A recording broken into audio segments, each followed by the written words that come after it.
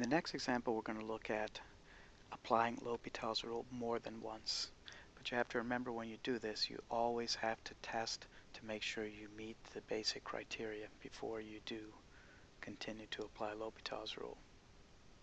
So here we have the limit as x approaches negative infinity of x squared over e to the negative x. We plug in negative infinity for x. We'll get infinity in the numerator, and the denominator e to the negative x, where x is negative infinity, is going to give us e to the x again, so that will also go to infinity. And so we definitely have the indeterminate form infinity over infinity, and so we can apply L'Hopital's rule. So we have the limit as x approaches negative infinity. The derivative of the numerator is 2x, and the derivative of the denominator is now negative e to the negative x. Now we try to plug in negative infinity.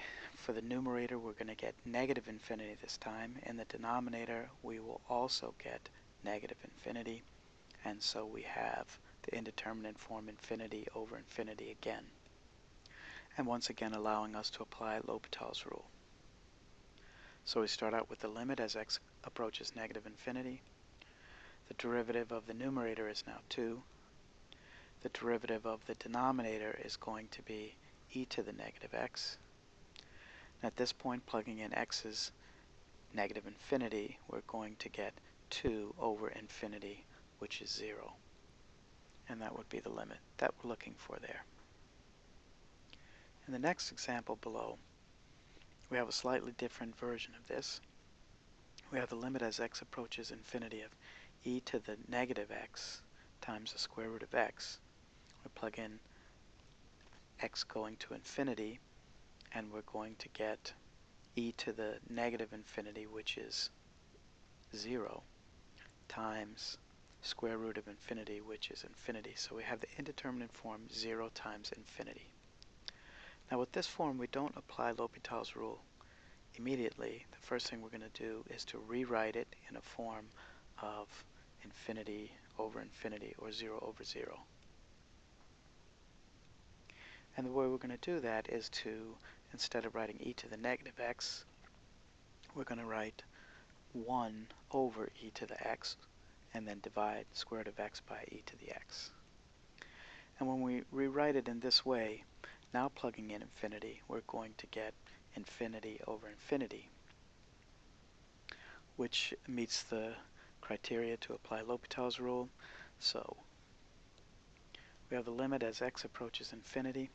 Take the derivative of the numerator, which is 1/2 x to the negative 1/2. The derivative of the denominator is still e to the x. And we can rewrite this to make it look more apparent, that it is the limit as x approaches infinity of 1 over 2 times e to the x times the square root of x. And we'll see that when we plug in x is equal to infinity there, then we get 1 over infinity, which is just 0.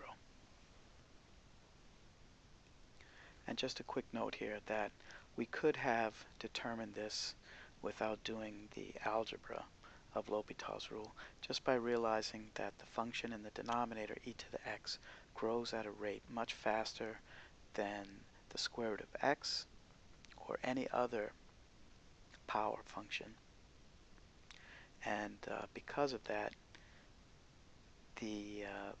this limit will go to 0, and you could determine that just by looking at it. Alright, that'll do it for this video.